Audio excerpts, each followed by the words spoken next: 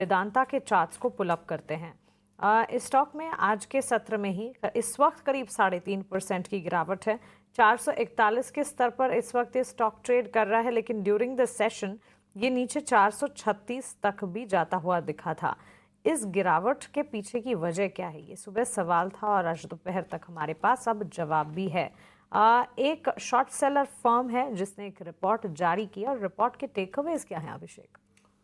Mansi, short seller है ये viceroy research. और जो जानकारी शुरुआती आ रही है कि अमेरिका की ये शॉर्ट सेलर फर्म है, तो हमने देखा है हिंडनबर्ग का हमने एपिसोड तो दिखाई है कि क्या कुछ निकला, और अल्टीमेटली यही निकला। हमारे रेगुलेटर्स ने भी जांच की कि नहीं, कंपनी को बदनाम करने की कोशिश की गई थी, अडानी ग्रुप को, और अल्टीमेटली उस पर एक्शन की बात भी हुई। फाइनली हिंडनबर्ग ने अपना कारोबार भी बंद कर दिया। अब ये आरोप कुछ लगाए गए हैं वेदांता रिसोर्सेज के ऊपर, शॉर्ट सेलर वायसरॉय रिसर्च की तरफ से। और उन्होंने कहा है कि जो वेदांता की जो पेरेंट कंपनी है वेदांता रिसोर्सेज, अनिल अग्रवाल की जो कंपनी है, उन्होंने कहा है कि वो एक तरह से खाली कर रही है वेदांता रिसोर्सेज वेदांता को सिस्टमेटिकली। उन्होंने कहा है कि ग्रुप का जो स्ट्रक्चर है वो फाइनेंशियली अनसस्टेनेबल है, ऑपरेशनली कॉम्प्रोमाइज्ड है। ये कुछ आरोप लगाए गए हैं। आपको बता दें कि 2023 में चेयरमैन अनिल अग्रवाल ने वेदांता को डीमर्ज करने का, 5 या 6 कंपनियों में बांटने का भी ऐलान किया था। अब वो प्रक्रिया चल रही है, थोड़ा सा कॉम्प्लेक्स है, काफी जटिल है वो। और उसके पहले 2020 में आपको ये भी याद होगा कि 87.5 रुपए पर के भाव पर कंपनी को डीलिस्ट कराने की कोशिश हुई थी, लेकिन तब एलआईसी अड़ गया था, कहा था कि नहीं 320 रुपए का भाव चाहिए। तो ये सारी चीजें हुई हैं, और अब ये आरोप लगाया है वायसरॉय रिसर्च ने। उन्होंने कहा है कि वेदांता रिसोर्सेज जो है एक पैरासाइट कंपनी की तरह, पैरासाइट होल्डिंग कंपनी है, और ये पूरी तरह से खाली करने का काम कर रही है। और इसके अगर खुद के कारोबार की बात करें तो कुछ खास नहीं है, कुछ ज्यादा कुछ कारोबार है नहीं। ये कंपनी बिना वेदांता को लूटे अपनी जो फाइनेंशियल ऑब्लिगेशंस है, यानी कि जो वित्तीय जरूरतें हैं, उनको पूरा नहीं कर सकती। यह भी कहा गया है वायसरॉय रिसर्च की तरफ से कि वेदांता रिसोर्सेज का जो कारोबार है वो पोंजी स्कीम की तरह है, और ये वेदांता को खाली कर रहा है, उसको डेंट कर रहा है। ये कुछ सीरियस एलिगेशंस हैं।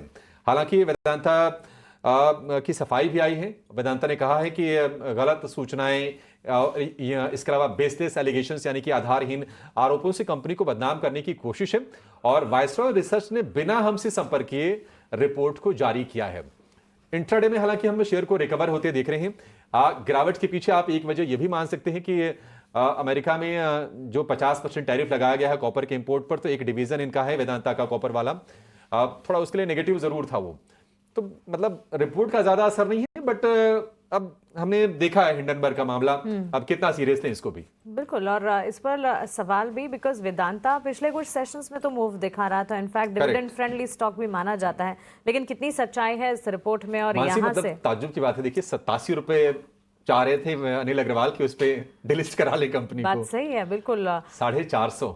बिल्कुल, ये एनालिसिस तो है ही, लेकिन एक टेक्निकल टेक भी वेदांता पर जरूर बनता है। 4.25% की गिरावट, रिकवर जरूर हुआ है आज के दिन के निचले स्तरों से, लेकिन इस वक्त भी बिकवाली का दबाव तो है ही। आदित्य, आपसे एक टेक जानना चाहेंगे वेदांता पर। न्यूज फ्लोज इस वक्त हैं जो कि हमने सामने रखे हैं, लेकिन चार्ट स्ट्रक्चर पर भी अपनी राय दीजिएगा। जिस वॉल्यूम पे हमने सेलिंग प्रेशर देखा मानसी, तो फ्रेश लॉन्ग एडिशन के लिए मैं नहीं सजेस्ट करूंगा, क्योंकि काफ़ी ज़्यादा विकल्प है यहाँ पे। अगर हमको फ्रेश लॉन्ग लेना हो तो वेदांता को अवॉइड करना चाहूंगा। अब अगर आपके पास ऑलरेडी है पोजीशन और आप फंस गए हैं इसमें, तो मैं सजेस्ट करूंगा एक स्टॉप लॉस लगाएं यहाँ पे 435 रुपीज़ का कैश लेवल्स पे। अगर 435 ब्रेक करता है तो मे बी आपको अपने एक बार लॉन्ग पोजीशन से एग्जिट करना चाहिए, क्योंकि आने वाले दिनों में मुझे लग रहा है थोड़ी वॉलिटिलिटी इसमें और बढ़ सकती है। एक बार बेस फॉर्मेशन हो जाए उसके बाद हम एक फ्रेश लॉन्ग एडिशन के लिए स्टॉक को देखेंगे। ये बिल्कुल वेदांता पे ऑफ कोर्स न्यूज़ फ्लो आ रहा है, स्टॉक में एक रिकवरी भी देखने मिल रही है। आदित्य ने जो है वेट एंड वॉच की राय दी है। जतिन, एक बार